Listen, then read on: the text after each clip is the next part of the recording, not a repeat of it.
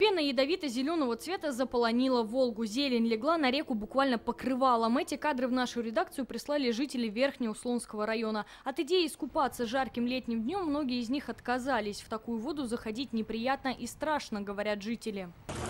Ужас! Сегодня во время съемок зеленой пены у берега мы не увидели. Было ветрено и поднялась волна. Остался только зеленый след на песке. По словам местных жителей, Волга начала цвести еще на прошлой неделе. Хотя обычно такое наблюдается в середине августа. Хотел искупаться, пришел, но заметил, что вода уж слишком зацвела.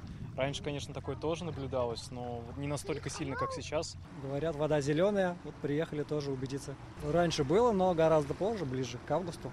К середине августа, наверное, уже. Сейчас это пораньше произошло. Вчера очень жарко было, и поэтому сегодня решил в любом случае съездить искупаться.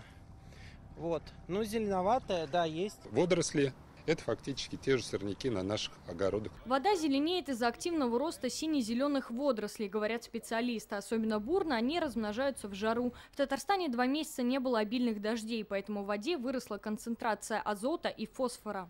Вот когда температура воды достигает 21 градуса, мы чувствуем себя хорошо, и водоросли тоже начинают чувствовать себя комфортно. Для них есть в воде питание, и они начинают активно расти и размножаться. Как только температура падает ниже этого, особенно ниже 20 градусов, мы видим, что водоросли исчезли. Вторая причина роста сине-зеленых водорослей – сброс сточных вод. Не полностью очищенные вещества, которые в них содержатся – хорошая пища. Мы можем снизить концентрацию загрязняющих веществах в тех сточных водах, которые поступают с очистных сооружений. Нельзя сказать, что для этого ничего не делается.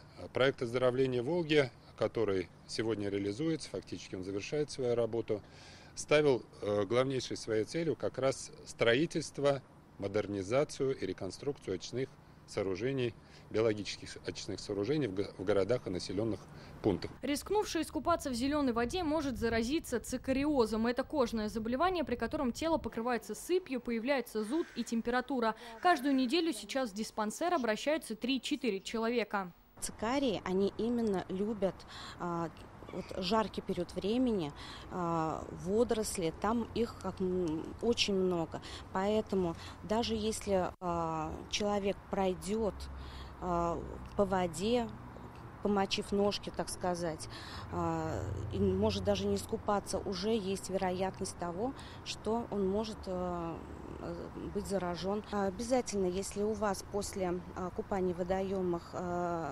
появятся данные жалобы, обратиться незамедлительно к дерматовенерологу. Волга цветет и в соседних городах. Кадрами зеленой воды делятся в Самаре, Ульяновске и Чебоксарах. Алена Струминская, Данил Филатов, ТНВ, Верхнеуслонский район.